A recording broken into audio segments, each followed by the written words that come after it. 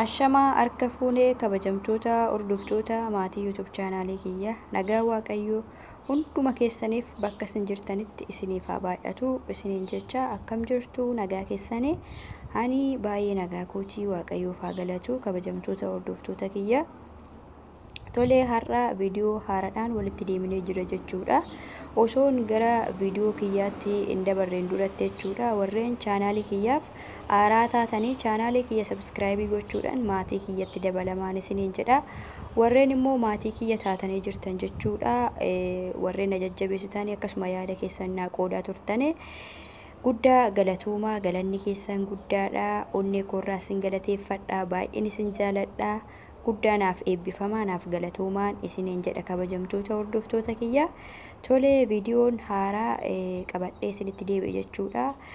Wiggii fayyadamuun miidhaa isaatu caalamoo faayidaan isaatu caala kan jedhu viidiyoon kiyya har'aa jechuudha. Mata dureen viidiyoo kiyya har'aa jechuudha. Tolee kabajamtoota hordoftoota kiyya wiggii fayyadamuun miidhaa isaatu caala guutumaan guututti faayidaa hin qabu jechuudha. Haa ta'u waliin ilaalla jechuudha. Qabxii muraasa waliin ilaalla jechuudha. Miidhaa isaatu caala kan jedhudha.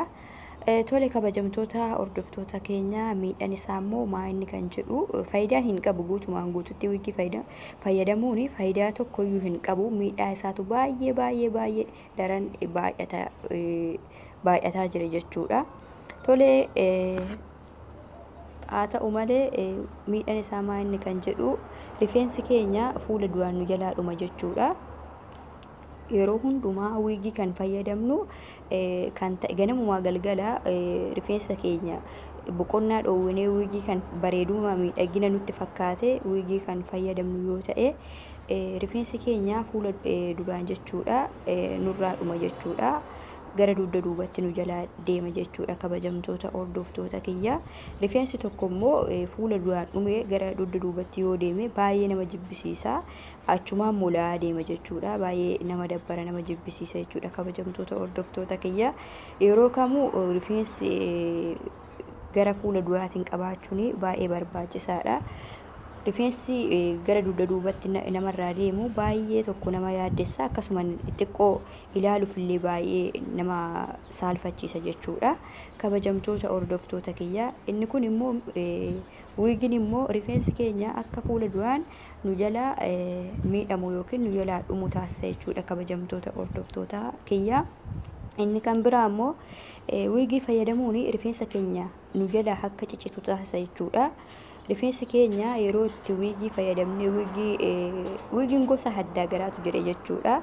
Kan itti dha'amu jira, kan itti hodhamu jira, gosa garaagaraatu jira kabajamtoota hordoftoota kiyya. Haa ta'u malee yeroo wiggii fayyadamne yeroodhaaf wiggii fayyadamne wiggii irraa hiiknu rifeensi keenya nu jalaa ciccita jechuudha kabajamtoota hordoftoota kiyya.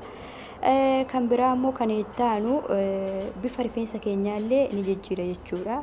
Bifa rifeensa keenyaa ni jijjiirannaan isiniin jedhu rifeensi keenya yoo dhuma xiqqoo luucaa gabaabbatu malee fakkeenyaaf wiggii fayyadamuun gabaabina rifeensaa qofaaf miti. Amma namoonni tokko usuma rifeensa dheeraa qabanu rifeensa bareedaa qabanu ni fayyadamu jechuudha. Akka faashinii wayiitti ilaalanii ni fayyadamu jechuudha wiggii. Inni kun immoo ammuma wiggii fayyadamaa deemnu bifa rifeensa keenyaallee daran nu jalaa jijjiiraa deema jechuudha. Nu jalaa yoodhuma rifeensi keenya baay'ee lallaafaa ta'e rifeensi keenya akka jabaatu rifeensi keenya shakaaraa bifa qiciicaa ta'ee argama jechuudha kabajamtoota hordoftoota kiyya.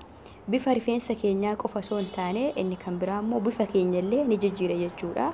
Yeroo baay'ee wiggii kan keewwannus ta'e kan fayyadamnus ta'e wiggii fayyadamnu fuulli keenya waan astakakkalamaa wal qixxaataa fakkaata.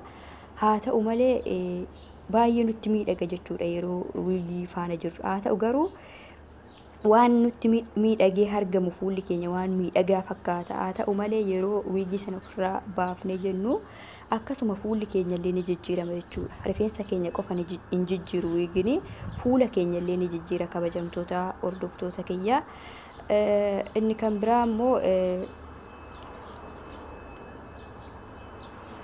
biraa immoo kabajamtoota hordoftoota kiyya rifeensi keenya akka yaa'u yeroo fillu filaadhaan jechuudha. sirriitti akka nurraa bubuqqa'u taasisa jechuudha. Sirriitti nurraa bubuqqa'a jechuudha. Sababiin isaa yeroo wiigii fayyadamnee wiigii sana ofirraa baafnu rifeensi keenya ni rifata jechuudha. Akka yeroo muraniitti ni rifata jechuudha. Kanaafuu gabaabumatti miidhaansaa hedduudha. Garuu kabajamtoota hordoftoota kiyya muraasan keessaa dubbadhe malee miidhaansaa hedduudha. Kanaafuu amma ta'e wayii gabaabumatti wiigii fayyadamuurraa of qusannee amma galii wiigii sanatti baafnu jechuudha. Wiigiin biyaansi yeroo kanatti jechuudha. Wiigii tokko yoo itti dhaannes ta'ee kan itti hodhannus yoo ta'ee bifa garaagaraatiin jira jechuudha. Sadarkaadhaan jira. Keessumattuyyuu amma immoo wiigiin akka duratti miti. Wiigiin baay'ee widdiidha jechuudha. Wiigii tokko hojjetachuudhaaf yoo akkam xiqqaate gaarii isaa hojjetachuudhaaf noormaalii hodhaatan malee gaarii isaa hojjetachuudhaaf isayyuu wiigii anastanyaa yoo ta'e malee kanaan hin argamu, maddee ittiin baafamu jechuudha. Kanaafuu biyaansi meenan xiqqeessa namni tokko noormaalii uma duubatti achi dhaachuudhaaf wiigiidhaan akka kiyyatti naannoo 500 gadi dhaata jedhee yaadu isayyuu noormaalii jechuudha. Kanaafuu amma kana achitti immoo kan baasnu mana keenya keessatti wantoota garaagaraa binnee qibaatota adda garaa darajaadhaan jira jechuudha. Qibaatota adda garaa wantoota garaagaraa fasaashii garaagaraa manuma keenya keessatti rifeensa keenyaaf binnee rifeensa keenya kunuunfachuutu nurra jiran isiniin jedha kabajamtoota hordoftoota kiyya. Viidiyoon kiyya har'aa kanaadha. Yaada qabdan qeeqa qabdan koomentii jalatti naa barreessuu hin dagatinaa kabajamtoota hordoftoota kiyya. Amma viidiyoo biraatiin walitti deebinutti baay'een isin jaaladha, baay'een isin kabaja. Turtii gaarii naaf qabaadha. Baay'ee.